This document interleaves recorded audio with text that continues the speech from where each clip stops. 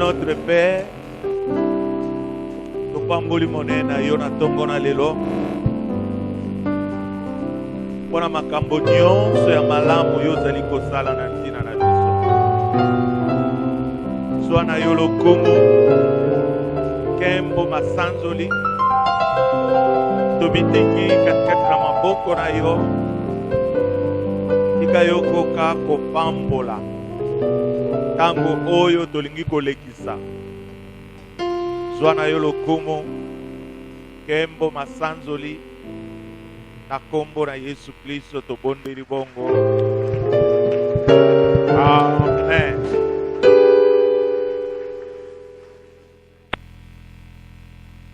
Thème na biso ya tongo na lelo to intitulé yango le royaume de Dieu. Non, tolobaka. Le royaume de cieux est la priorité de Dieu.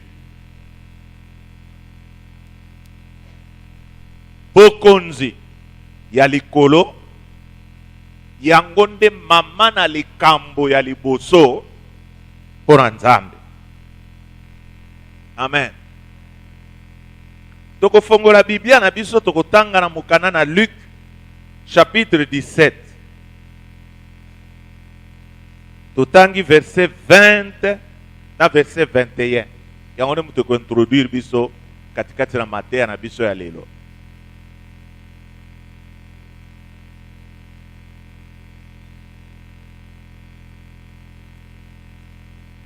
Les pharisiens demandèrent à Jésus quand viendrait le royaume de Dieu. Il leur répondit, le royaume de Dieu ne vient pas de manière à frapper les regards. On ne dira point, il est ici ou il est là. Car le royaume de Dieu est au milieu de vous. Amen. Donc, awa, ba pharisien, ndenge pe bandeko mosusu tozali ko vivre na bango na tango oyo. C'est-à-dire, balingaka ko s'interroger sur le royaume de Dieu. Amen. Et puis, tant mosusu pe baninga mosusu katikati na esika oyo, boyebi te soki bokonzi yango ya Nzambe eza eloko nini. Alors, les pharisiens, quand Jésus-Christ a dit le royaume de cieux, bonaboye. Alors, les pharisiens, babanaki kotuna Jésus-Christ va le dire. Bokonjango ya Nzambe oyo zoloba. Hein? Ekoya mukoloni. Parce que boyo ka réponse à Jésus-Christ. Yesu alobina bango. Bokonjina Nzambe ekoya te lokola eloko eza kobeta miso ya bato. Ekoya pona kobeta miso na bato te.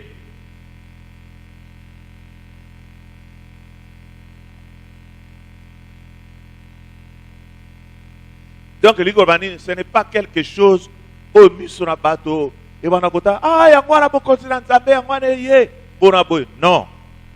Alobi bakoloba te ke bokonzi yango ebimi na Brazzaville tokende kotala yango.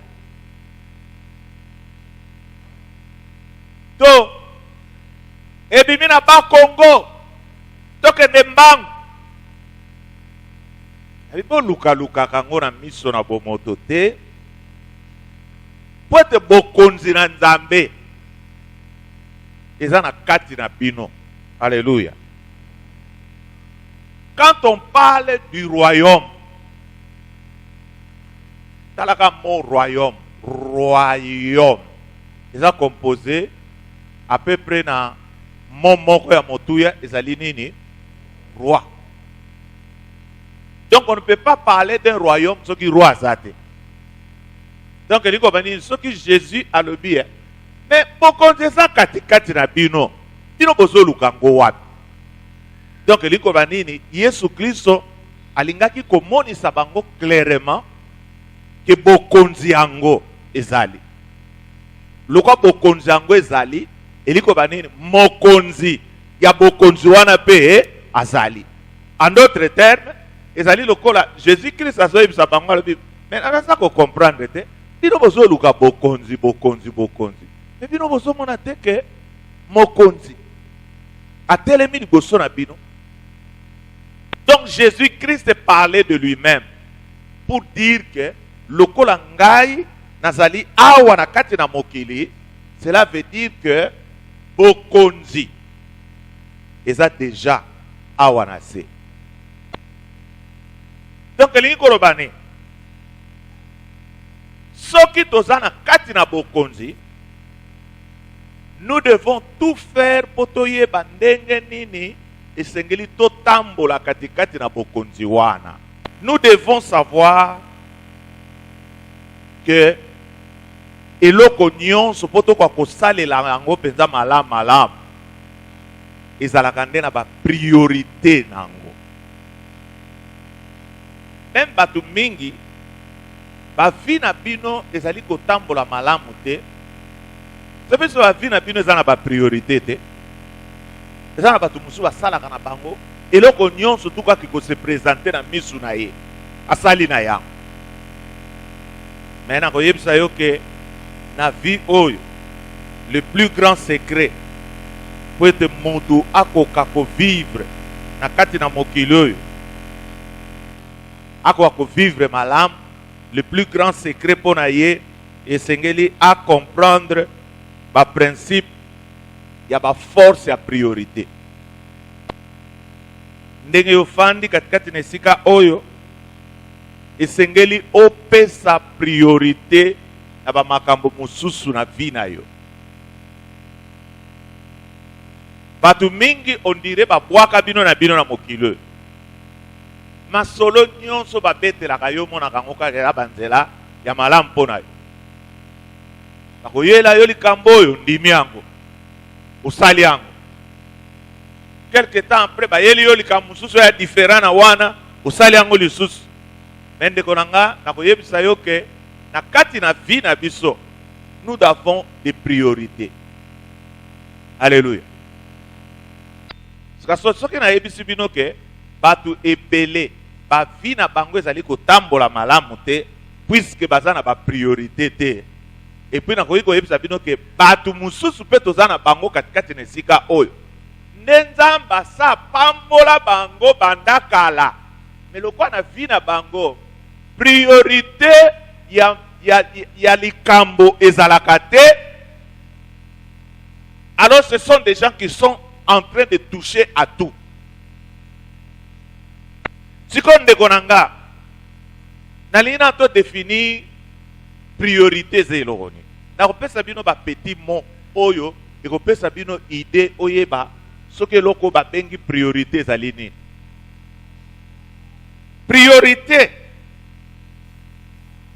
c'est la chose principale. Hein? Donc eliko banini eloko ya hein? Ya liboso o esengeli déranger mutu na yo yango wa. Soki bakamati bilamba ya kitoko, bilamba ya Versace batiao, Thierry Magle batie wana, basapato ya Weston batie wana,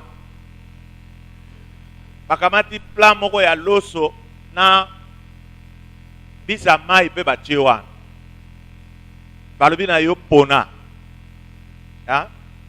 Webi ke Congolais mususu aoya kopona nini? Apona ne bilamba. Kitendo yo tango na kobima na kata quartier. Batu bakomona ndenge ngai. Bon olati bilamba na yo. Mena kata libumu na yo lokola yo lete. Ha? Eliko bani? Bako kunda na bilamba wana. Donc yo priorité oyebi na yo angote. Nde yango na ba moment mususu tant natala ka ba mususu baza ko mibenga ba saper nde baza ko tambola ko ngala baka lulendo oyo ezali ko lata mitema na baya ko luka ko denda ko la kisabona boye ewuti wapi ngana mona kango c'est diabolique. Et depuis ce que landeli bango ba bimisaka bilamba ya talu, mais c'est parce que landela bango omona place bango bazali kolalela. Nekonanga, tu n'as pas de priorité, ozano mutute. Priorité, tu peux définir en logola, mettre d'abord les choses avant. Hein? Kocha, biloko, moko, songolo, liboso. C'est ça prioriser.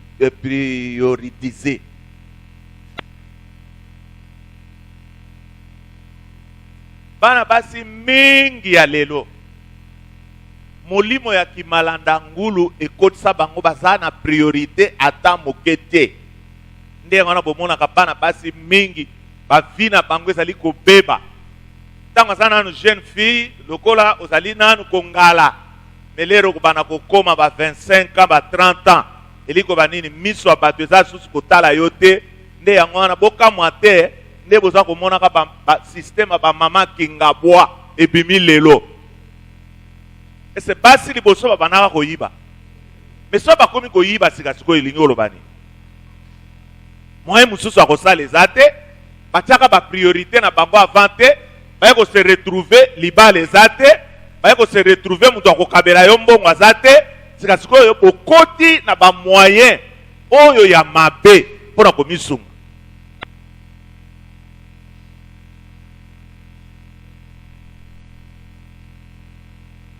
Priorité, les alliés, établir la chose la plus importante. Au Kamata, au Tchana Pembeni, et loko moko, ya motu ya mingi. Idée ya priorité en quoi? Priorité, les alliés, focus principal. Focus elingi koloba nini, concentration na yo ya motuya ezala nini likambo wana nde ozali ko prioritiser.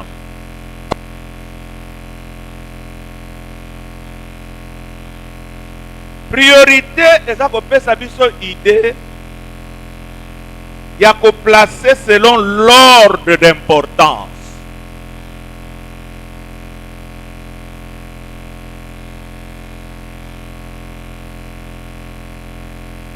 Priorité eza kopesa biso idée ya donner la plus grande valeur sur quelque chose. Pendant des priorités. Vous avez sa valeur du colonne loko moko songolo. Ou encore, vous avez sa biso idée. Il y a eloko ya liboso na biloko nyonso. Donc la première sur les autres choses, c'est ce qui est prioritisé. Donc elingi kolobani ba priorité na biso nde mutu yango e déterminaka qualité ya vie o biso tozwa ko vivre na mokili oyo. Yango nde mutu eza kodikte biso ba comportement na ba action oyo esengeli biso tosala po biloko oyo biso tokani, biloko oyo tolingi ekoka kokokisama katikati na bomoi na biso. Faute ya monene, tragédie ya monene na kati na vie ya moto ezalaka liwa te. Mais la plus grande tragédie na kati ya vie ya moto ezali motu oyo azali ko vivre aza na but te. Donc oza ko vivre na mokili oza na ntina te. Oza ko vivre na mokili ba priorité eza te. Notre Père qui est aux cieux, que ton nom soit sanctifié, que ton règne vienne. Donc nous avons beaucoup de ya. Que ta volonté soit faite sur la terre comme donc nous avons la bisoni. Et ça comment ça biso loko moko ya bien. Soit le bi bokonzi na nzambe eya. elingi koloba nini? Nzambe azali kozwa biso lokola batu oyo tozali kokamata bokonzi na ye, tozali kopalangisa ngo wapi? Na mokili. Amen. Mesika sikoyo soki tokotala penza na mozindo mokano na Nzambe, bokomona lokola mokano na Nzambe na mikano ya bato ndire ezokoka te. Alors, nous allons lire dans Matthieu chapitre 6, tokotanga banana 25e verset, tina verset 36. Bomoni ne bandeli na lakisi bino priorité ya mutu. Priorité ya mutu ezali mutu à atteindre ba objectif na ya mine. Mutu à vivre, mutu azala malamu bona boy. Mais tangu tozali kotanga sika sikoyo priorité ya Nzambe, on dirait Nzambe ayeko sa nini? Nzambe ayeko balayer ba priorité na biso, ayeko tia biso mama na priorité oyo koyiko biso tokoka ko vivre penza malamu na kati na mokili. Priorité ya Nzambe ezali kobimisa biso na kati ya d'inquiétude. Ndeko nanga, soki na yebisi bino ke évangile ya mikolo ya lelo ecréer d'inquiétude trop na kati na mitema na bato. Bokoloba nazoloba ya solo to nazokosa. Hein? Biso tango tobana kosambela kala, tobana komona penza bandimi mosusu. Azane na mbongo te, mais soko azana kati na ndako na Nzambe aza kosambela, koza komona ba makambo nyonso to wana ndira bwaki na ye na pembeni. Ye po na ye ezali ka Nzambe. Ye po na ye azali komona ete na mokili akoyi kozanga na eloko nyonso, mais Nzambe na ye azali. Ili ya lelo lokola mutu nyonso tu bazali kotalisaka ye kaka les biens matériels, iko banini epesa bandimi motema moto. Mondimi aza komona ete mwana Nzambe akolala nzala te. Hein? Oh. Ndeko nanga yo mwana na Nzambe, le fils du roi des rois, la fille de la reine, yo okoki kolala nzala te. Bango nyonso toto amen.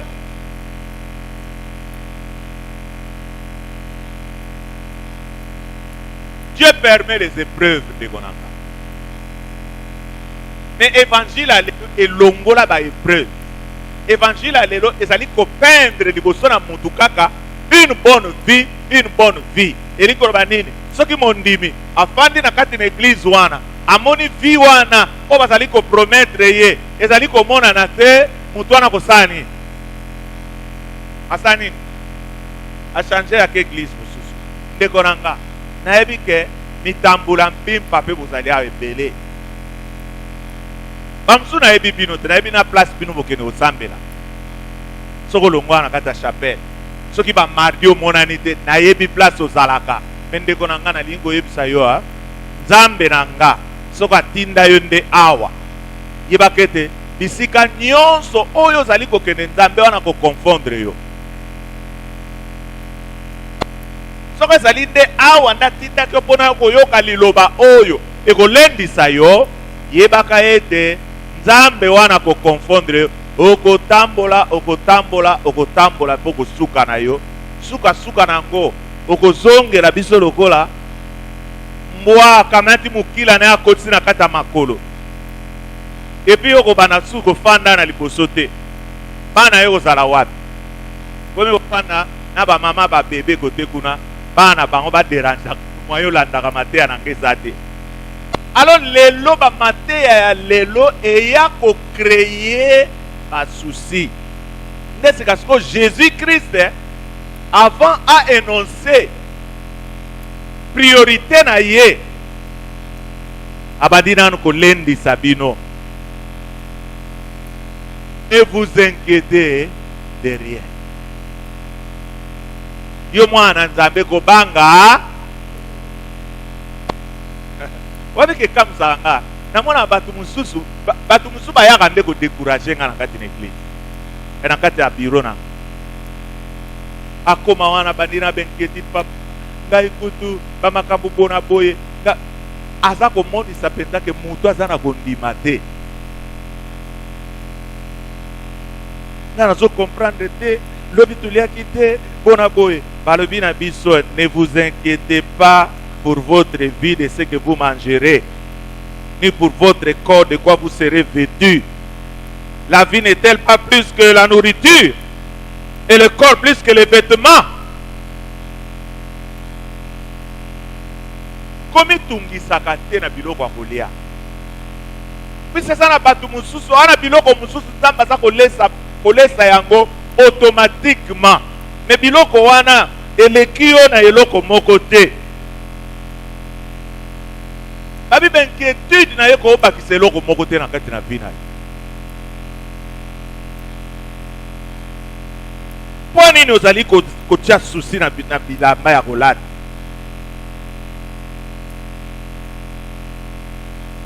Batiti mosusu alaka bafleur mosusu ndenge kutu ebotaka. So botali yango bolobi fleur o kitoko e. Me nani aza kokolisa yango? Ye moko balobi kozala lisusu te na susi ya biloko na kolia na biloko komela. Bwani bato oyo balukaka biloko bato basusi eza banani? Loba bato basusi eza banani? Enalina yoka mungo nazomela yango lungo kande. Bato basusi eza banani? Soki totali d'église mingi etondi nde na bato, me bato wana baza lokola papayen. Susi awa yango na po motei amona na pe kazali mutu. Il faut préparer les bango ba maté à moko ko bana ko lakusa bango ko pesa bango d'espoir, d'espérance moko trompeuse. Ba moté le manalobi nano alinga zo mutuka. Ah, wewe ke basakana na dino mabe. Ndeko nyonso to alingi ko zo mutuka atombola pusapina ya. Bino nyonso to misapina likolo. Na bino ba obo ana makoki kutu akosoma mutuka te botomboli misapina likolo. Abali ko bondela. Seigneur, ngana za moumbu na yo. Nalingi lola efungwama. Lola esopa mituka. Ndeko nanga eana bandi mususu ndenge bazondimela ba pasteur bangwana bazako omona mususu wana tangu moumbu na nzambe wana za koloba ndenge wana yoka je reçois. Ndeko nanga soki ane moko eleki omoni moko asombi ne mutuka na ye. Yo ya yo yaka te elingo banini matoyi na yo na misu na ezalaka na télévision. Omona ka moumbu na nzambe moko mususu abimi na révélation moko boye na boye. Toza na croisade. Yo mbangu na croisade. Donc, quand on nous dit que nous ne devons pas nous inquiéter, tous à la source n'a priorité na bisoté. Hein? So ne vous inquiétez de rien. Tout ça ni. To quand on a biso maboko to c'est la canyon surtout na ute pa na nzambe. Oyo ngana lodela ki na liboso. Bomba yango. Mais oyo ekozala likolo ya oya liboso. Yango ngana zo koyebisa. Na makambo nyonso oyo yoko banda kosala ndeko nanga. Lelobi toluka nanu nini biloko mibale. Nini? Hein? Le royaume de et la justice. Mwana nzambe soki yo boya masumu tambola kaka na kobanga nzambe.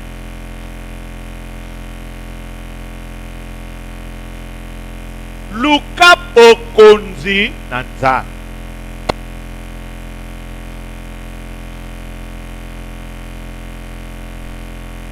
Vous savez pourquoi avant Yesu Christ soit botama, hein? Bazelaki nde aya ko botama na momani na période ya Empire romain. Oui, voilà. C'est puisque dans le moment ya Empire romain, des institutions politiques ya les rois et ya ko lata forme ya bien. Donc Jésus kola alingaki koyana koti. Il fallait d'abord que bato mokili bako ko comprendre que bokonzi zale loko nini pour les ya koya kote ye bango bokonzi na ye bato babana kozala na esprit moko ya comparaison. Je crois que la Bible peut souligner encore. Je crois que si je ne me trompe pas, vous voyez encore dans Galate, je crois. Galates chapitre 4. Mais lorsque les temps ont été accomplis,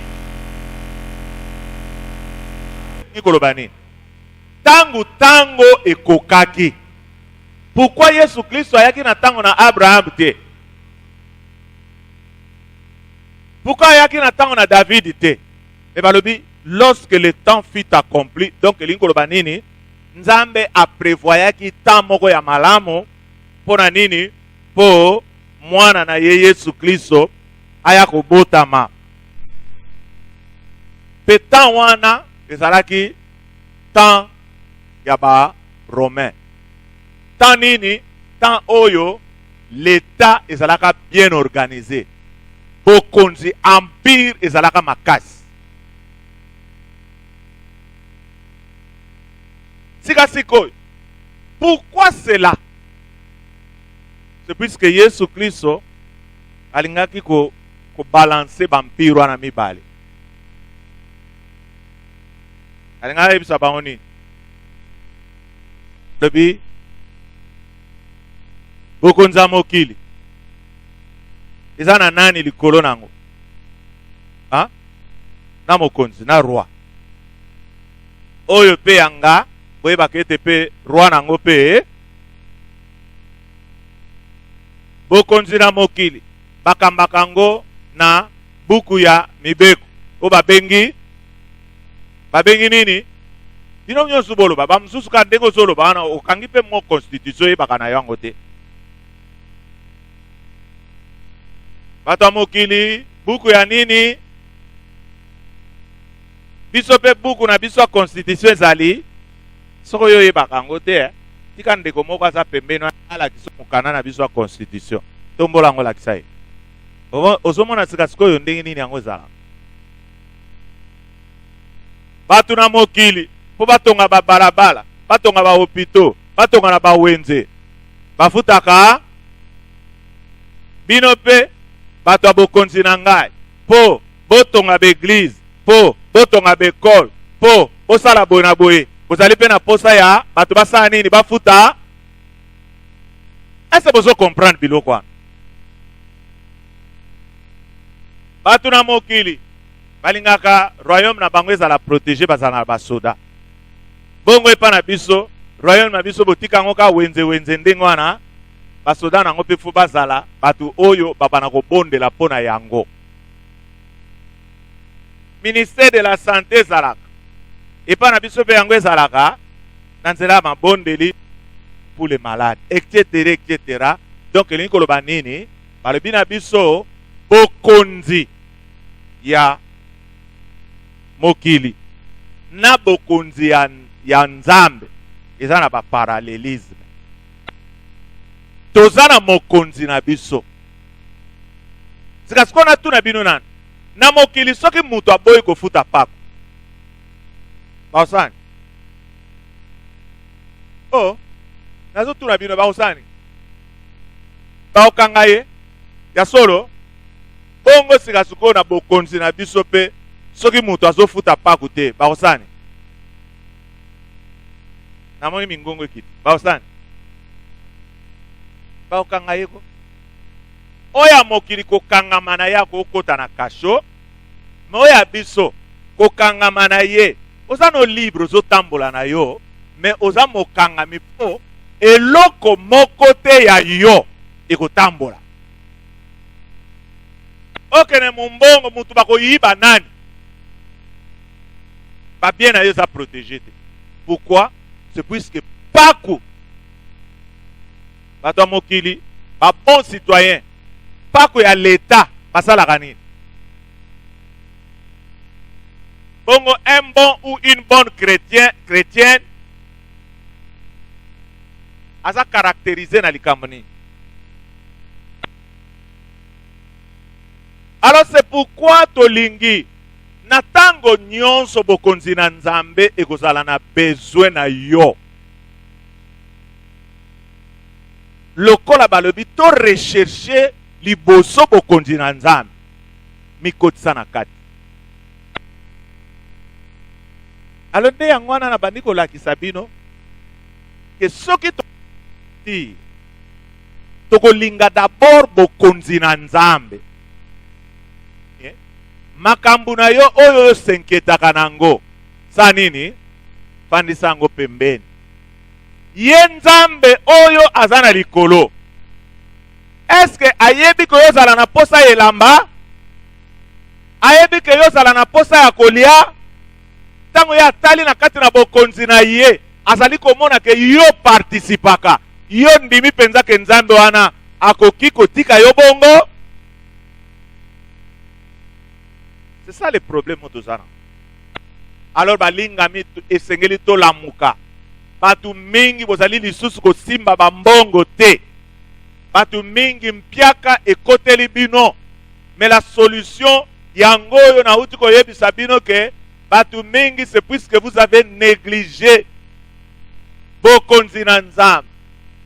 Bolinginde makambu na bino moko nanu nde yango wana batu mingi en matière d'argent boza susu na bambongo te. Neti ngana zala na ngana susite. Ngana susite. So likambo kweli nga lelo likambo moko ya mbongo. Mona kambo Nzambe yo moko yebi. Na continue ka kosala musala na. Me mususu ambango soke leki muneno mona na kiltango aye na yete. Ngana ba non problème oyo yo lobaki na ngana za na susite. Nakotaka na bokonzi na yo, na mikosika na bokonzi na yo. Okomona na ndenge Nzambe ko résoudre problème wana makampesi. Ozomona te kondire lite ya lelo na pesi bino lolenge ya sika oyo tokoki kobana kosambelela Nzambe.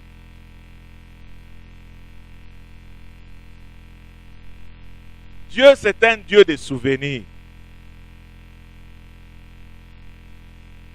Nzambe na biso akanisaka makambo oto salela ye. Nde yango ne mutepesaka biso, nde pesaka ye makasi po ayanola biso mabondeli na biso. Mukolo moko ser na biso moko ayaka awa na mwana ya kufi. Babi ke soko moto obungisi mwana ondire azalaka su na contrôle olia kenene na ndako alongwe kana mwana ye mbangu kaka na hôpital ya 7 nenga kufaki alobi tika nanu na ya kokutana na apotre aye awa akutine ngate asani ayoko kamata mwana ya kia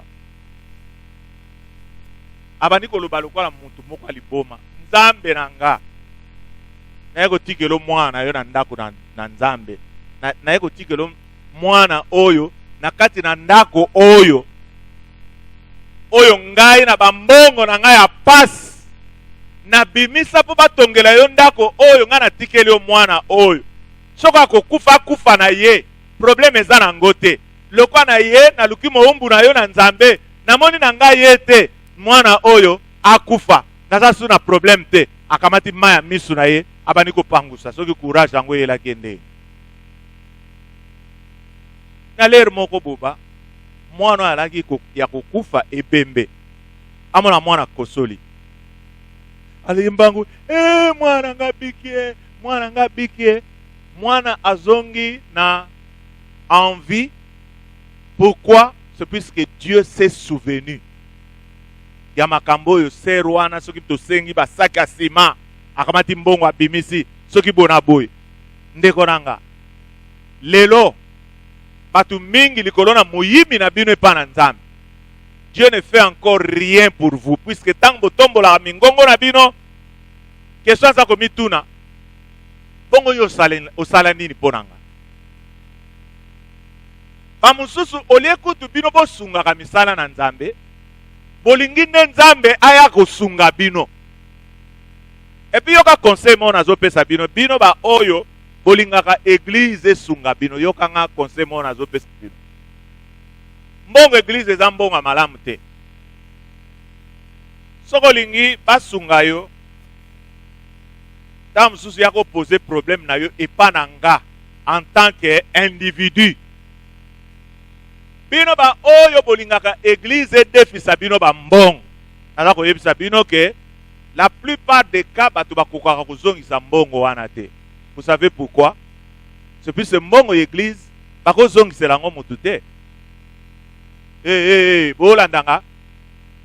Donc elingo bani na lingi mutu nyonso to alongola likanisi wana. Ke yo soko kweli likambo oya kutuna apôtre pona pesa ndingisa bato église badefisa yo mbongo pono yo kozongisa yeba kete eloko wane koki kosala lisusu awa wani bato ebele bakende na bambongo na biso bamusuku tosambela na bango awa te akende akanisi tobosani me okei okena makambo na yo mbongo ya église eza mbongo ni eza mbongo oyo okotisaka awa elingi koloba nini so okotisa yango awa okabeli yango nani me soki yo oye lisusu kaka na mbongo wana okabelaki bakamata ndambu bapesa yo elingi koloba nini ezali lokolo sani opesaki nsima nango esa na mabele milone yali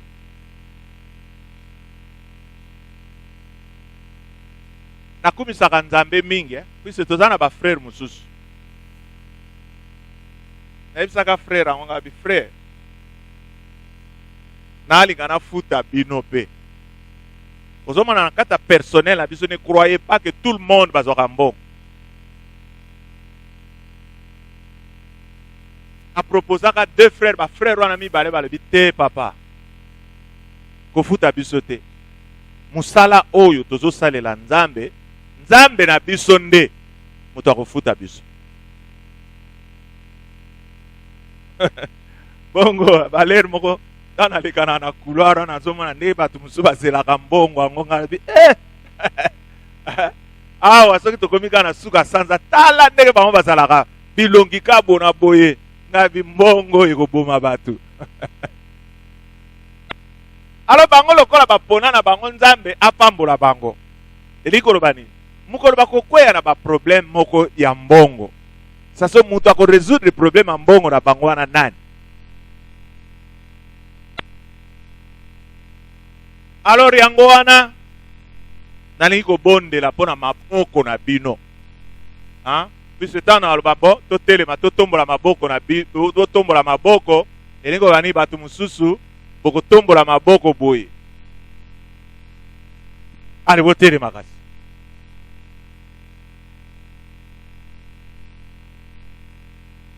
Nalingi ochange ndeko nanga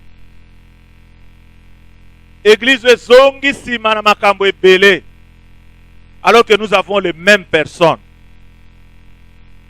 Nalingi otombola maboko na yo na likolo.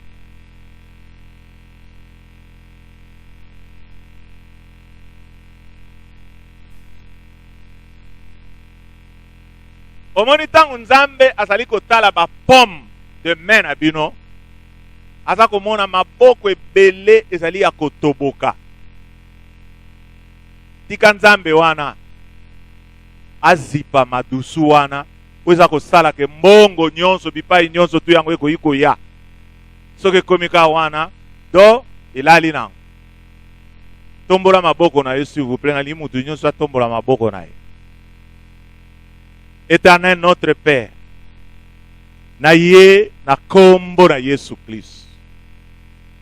Na ye kotika lisanga ya bana na yo katikati na maboko na yo. Nzambe yo pesaki nga vision. Pe na vision oyo yo pesi nga balandi ya vision wana. Libondeli na nga ya tango oyo ezali ete yo okoka kokomisa moko na bana na yo azala moto oyo azali kozunga vision wana na lolenge oyo esengeli. Nazali kotelemela maboko nyonso ezali ya kotoboka. Nazali kotelemela maboko ezali ya kokangama. Nazali kotelemela milimo nyonso, mitema nyonso ya mabanga. Nazali kotelemela bokonzi nyonso oyo ezali kosala ete bato bazala na liberté, bazala na liberalité te ya kokabela yo mbongo. Na telemeli molimo nyonso, na bebisi miango nyonso, na telemeli bokonzi nyonso, na bebisi misala nyonso, na telemeli sorcellerie nyonso oyo ekoki kolonama liboso na mapangu na bango, liboso na etonga oyo, liboso na ekuke eglise oyo. Nazali kobebisa miango nyonso na kombo na Yesu Kristo. Tika moto na molimo mosantu ezikisa misala nyonso tu ya mabe oyo ederanjaki bana yo. Zwa na yo lokumu, kembo masanzoli, na ndimi ete yo ozongisi misolo ezalaki ya kokangama. Na ndimi ete yo obongoli mitema na bato, bato bamona ete bokonzi na yo yango nde priorité na biso numero 1. Yango nde mutu ekolonga basusi na biso, yango nde mutu ekolonga benquietude na biso. Papa nakabi mwana yo moko na moko katikati na maboko na yo. Nzambe tika yo kwa komimonisa pe kosala. Tika yo koka changer église oyo. Tika yo koka kotia vision oyo na lolengo esengelaki yango ezala. Na longoli molimo na timidité katikati na vision oyo. Tika to mona liboso. Tika to récupérer ba retard oyo nyonso elekaki liboso na biso. Nzambe na bomo na tiki moko na bana na yo bazala ba partenaire oyo bakosunga mosala oyo pone kende liboso, pone palangana katikati na mokili mobimba. Tondimi ete kala mingi te yo lingi koya, tolingi okuta biso tozali katikati na elanga na yo, tozali kosala misala na yo. Pambola moko na bana na yo na kombo na Yesu Kristo wazali elonga mokonzi pe mobikisi na biso tobondeli bongo. Amen.